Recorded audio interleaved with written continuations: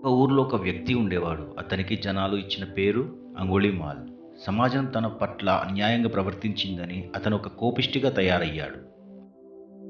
తనతో అన్యాయంగా ప్రవర్తించిన ఊరిలోని 101 మందిని చంపి వాళ్ళ ఒక వేలుని కత్తిరించి తన మెడ చుట్టూ ఒక దండలా వేసుకుంటానని అతను ఒక ప్రతిజ్ఞ పూనాడు. ఒక అడవి, అది అనేక మార్గాల మధ్యలో ఉంది.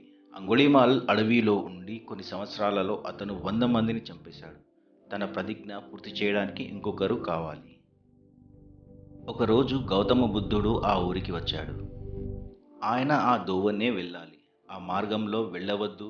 వాడు మనిషి కాడు, ఒక మృగం. బోధించడానికి కానీ ధ్యాన ఉపరుణ్ణి చేయడానికి కానీ అతను తగినవాడు కాదు. మీరు వెళ్ళవద్దు, ఎందుకంటే అతనికి ఇంకొక ప్రాణం కావాలి. అది మీరే కావాలని మేము కోరుకోవడం లేదు అని ప్రజలు అన్నారు. అప్పుడు గౌతముడు ఇలా అన్నారు: నేను వెళ్ళకపోతే ఇంకెవరు వెళ్తారు? అతనికి ఇంకొక వేలే కావాలి. నన్ను పోనివ్వండి అంటూ వెళ్ళిపోయారు. అంగుళీమాల్ ఒక రాతి పైన కూర్చుని మౌనంగా వస్తున్న సన్యాసిని చూశాడు. ఇప్పటికే తన పేరు ప్రఖ్యాతల పట్ల అతనికి ఆనందంగా ఉంది. ప్రజలు అతనంటే భయభీతులవుతున్నారు. అది అతనికి చాలా ఇష్టం. ప్రజలు అతని పేరు వింటేనే వణికిపోతారు. అంగుళీమాల్ ఆ రాతి మీద కూర్చొని, నేను ఇక్కడ ఉన్నాను, నీ చావు మూడుతోంది అంటూ గర్జించాడు. గౌతముడు అతని వైపు చూసి తన ముఖంపై చిరునవ్వుతో మౌనంగా నడవసాగాడు. అది అతనికి నచ్చలేదు. సామాన్యంగా అతన్ని చూసినా విన్నా ప్రజలు తమ ప్రాణాలు రక్షించుకోవడానికి అస్తవ్యస్తంగా పరిగెత్తుతారు. అదంటే అతనికి ఇష్టం. మరి ఈ మనిషి చక్కగా నడిచి వెళుతున్నాడు. అతను రాతి మీద నుండి దూకి బుద్ధుని ఎదుట వచ్చి ఇలా అన్నాడు: నువ్వు ఎవడివి? నేనెవరినో తెలుసా అంటూ వేళ్లతో ఉన్న మాలను చూపించాడు. నా గురించి నీకు తెలుసా అని అన్నాడు. అప్పుడు గౌతముడు, నీ గురించి చాలా విన్నాను, అయితే ఏమిటి అని నడుస్తూనే ఉన్నాడు. అంగుళీమాల్ అప్పుడు, ఎక్కడికి పోదామనుకుంటున్నావు? నేను మాట్లాడుతుంటే నువ్వు వెళ్తూనే ఉన్నావు. దానికి గౌతముడు అన్నాడు, నా పయనం ఎప్పుడో ఆగిపోయింది. నేను గమ్యం చేరుకున్నాను.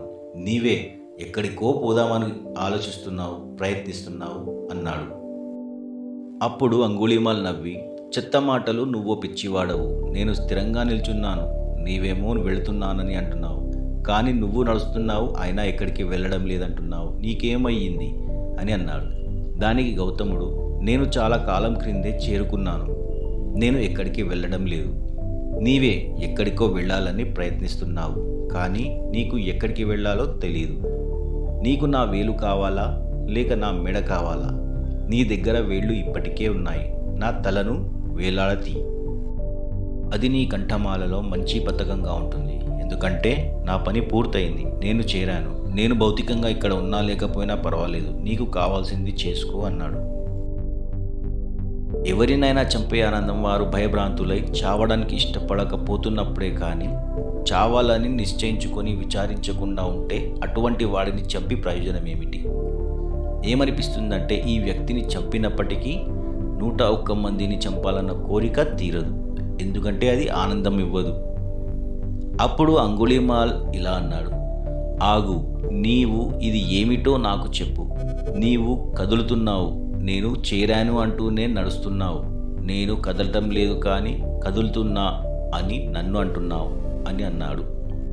గౌతముడు ఇలా అన్నారు: నీవు నీకు తెలిసిన పద్ధతిలో తృప్తికై ఎదురు చూస్తున్నావు. నేను ఇప్పటికే తృప్తి పొందాను. ఇదే పెద్ద తేడా. నీవు నా ప్రాణం తీయవచ్చు. దానివల్ల నీకు తృప్తి వస్తుందని నీవు అనుకుంటే నువ్వు ఆ పని చెయ్యి. ఎందుకంటే నా పని ప్రజలను తృప్తిపరచడమే. కేవలం నా గొంతు కోసి ఏ విధమైన బోధనలు లేకుండానే నీకు ఇంత సులభంగా తృప్తి వచ్చేస్తే కానిచ్చేయి. సమస్య ఏముంది అన్నాడు. ఇప్పుడు అంగుళీమాల్ బుద్ధుడి మాటలు విని జ్ఞానోదయం పొంది ఆయనకు శిష్యుడయ్యాడు. గౌతముడు అంగుళీమాల్తో ఇలా అన్నాడు: నీవు ఏ ఊరి 100 మందిని చంపావో ఆ ఊరికి నీవు తప్పక వెళ్ళాలి. గౌతముడి సన్యాసులను బిక్కులు అని అంటారు. బిక్కులు అంటే యాచకులు అని అర్థం. అతనికి ఒక పసుపుపచ్చ గుడ్డ భిక్షపాత్ర ఇచ్చాడు. ఇచ్చి ఇలా అన్నారు: వెళ్ళు, ఊరిలో కొంత ఆహారం కోసం ప్రయత్నించు. ఒక చిన్న ఊరిలో 100 మంది చనిపోయారంటే దాదాపు ప్రతి ఇంట్లో ఒకరు ఇతని వల్లే చంపబడ్డారు. అంగుళీమాల్ ఈ ఊరికి ఒక సన్యాసిలా వచ్చాడు. ప్రజలు అది చూసి భయభీతులయ్యారు. అతను ఏమి చేస్తాడో అని భయపడి వారంతా మిద్దెల మీదకు పరిగెత్తారు.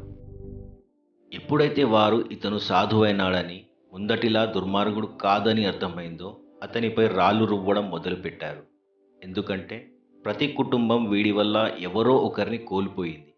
అయినప్పటికీ అతను ముందుకు పోతూనే ఉన్నాడు. రాళ్ళు తగిలి అతని దేహం అంతా రక్తసిక్తమయ్యింది. రాళ్ళు విసడం కొద్దీ ఎక్కువైనప్పుడు గౌతమ బుద్ధుడు వచ్చి ఇతడు ఇంతకుముందు లాంటివాడు కాదు, ఇతడు నా ప్రతిరూపం అని అన్నారు. ఇతన్ని చంపి ప్రయోజనం లేదు, ఎందుకంటే ఇతనికి అతి కష్టమైన మార్గంలో జ్ఞానోదయం అయింది.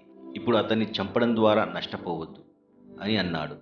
ఆ తర్వాత అంగుళీమాల్ ఒక ప్రసిద్ధ శిష్యుడై బుద్ధుని జీవన శైలి, అవగాహనల గురించి దేశం నలుమూలలా